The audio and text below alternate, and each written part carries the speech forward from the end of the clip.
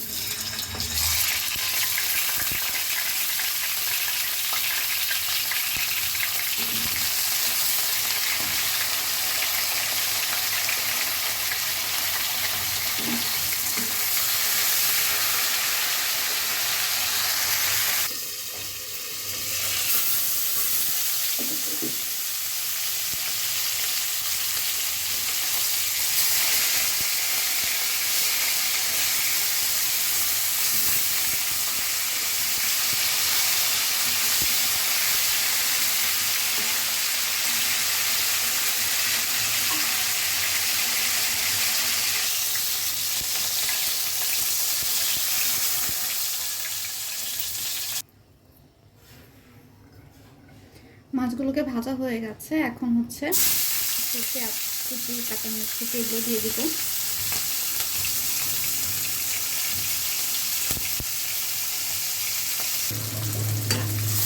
একটু ভেজে নিব।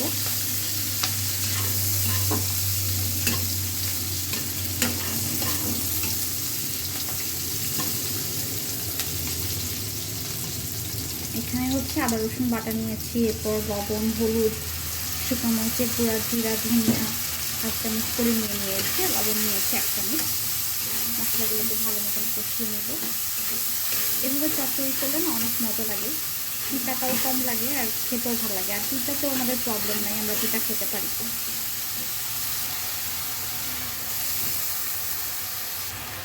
এই যে চচ্চড়ির জন্য হচ্ছে করলা আর আলুটা এভাবে কেটে নিয়েছি। আর এটা তো আমি রুই মাছের মাথা দিয়ে রান্না করছি, আপনারা চাইলে হচ্ছে ইলিশ মাছ, চিংড়ি মাছ এই ধরনের মাছ দিয়ে রান্না করতে পারেন। বা ফ্রিজে অনেক সময় হয় না যে বাসি মাছ থেকে যায় অনেক দিনের মাছ, তো সেই মাছগুলো দিয়ে এভাবে রান্না করলে অনেক মজা লাগে। তো করলা আর আলু খুব ভালো মতন কষিয়ে নেব।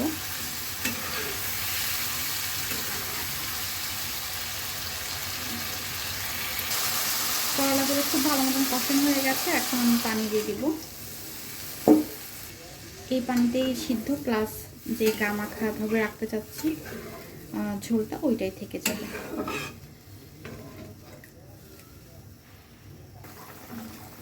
ঝোলে যখন জাল উঠে যাবে, মানে করলা যখন সিদ্ধ হয়ে যাওয়ার পর্যায়ে আসবে, তখন আমি এই ঝোলের মধ্যে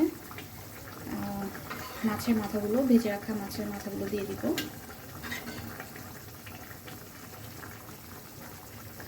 এটা কিন্তু আমি আরেকটু টানাবো, এত ঝোল রাখবো না। এখন একটু টানিয়ে রান্নাটা করে নেব, যেহেতু করলাটা পাতলা পাতলা করে কাটা আছে, সিদ্ধ হইতে খুব বেশি সময় লাগবে না। চটপটির জন্য আমি টকের রেসিপিটা পারফেক্টলি আপনাদের দিব। সেটা হইতেছে, প্রথমে আমি হচ্ছে তেঁতুল ভিজিয়ে রাখছি একটু গরম পানিতে অনেকক্ষণ, প্রায় 3-4 ঘন্টার উপরে হয়ে গেছে। তো প্রথমে হচ্ছে তেঁতুলটা খুব ভালো মতন চটকিয়ে নিব।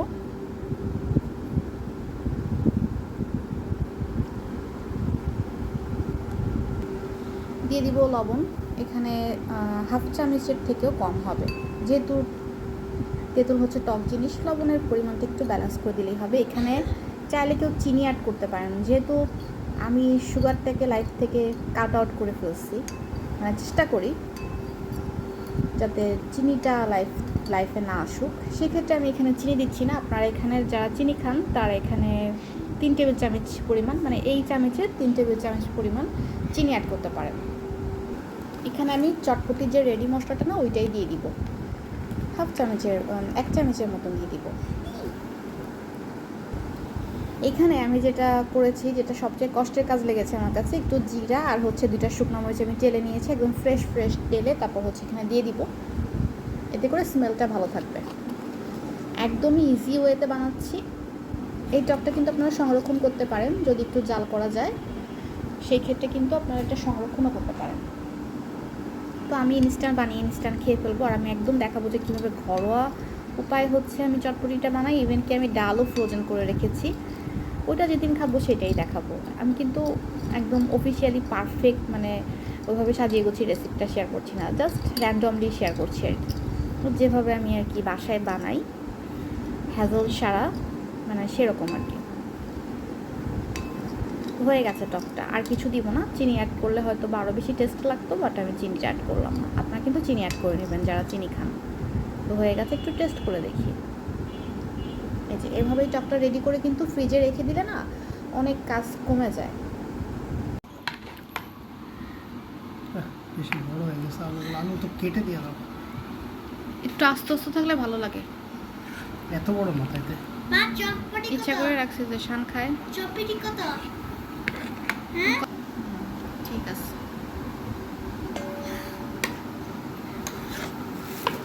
আমাদের টক। হ্যাঁ দাও।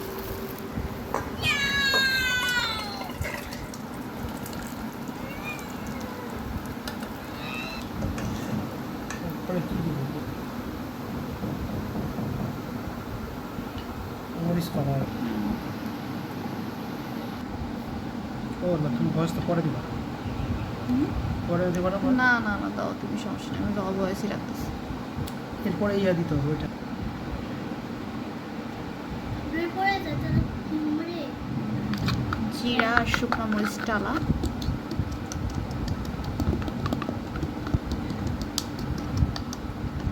তো উপর থেকে সব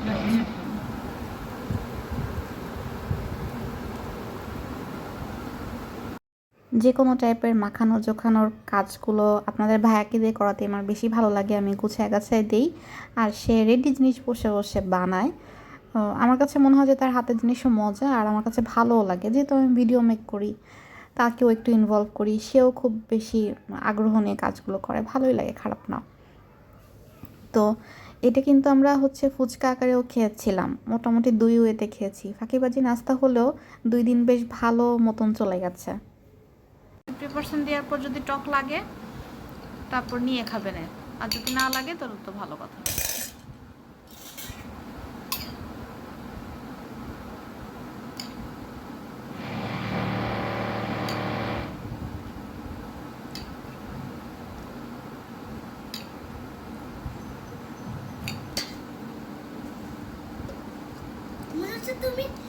মনে হচ্ছে দোকানওয়ালা হয়ে গেছে বাবা।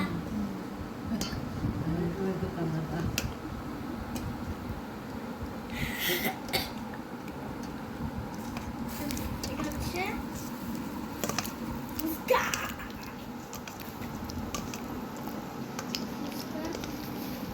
আমি যেখান থেকে চটপটি এনে খাই ওখানকার চটপটিগুলো অনেক মজা, অনেক টেস্ট, একদম নিঃসন্দেহে তারা হাইজেন মেনটেন করে। তবে হয় না যে পরিমাণে 50 টাকায় আর কতটুকুনি বা দিবে। বাসায় বানালে যেমন মন ভরে খাওয়া যায়, মানে বাটি ভরে খাওয়া যায়, এটা তো বাইরে থেকে পসিবল না। তো যাই হোক, আজকে ছোট ভিডিও শেয়ার করেছি, দেখাবে নেক্সট ভিডিওতে। আল্লাহ হাফেজ।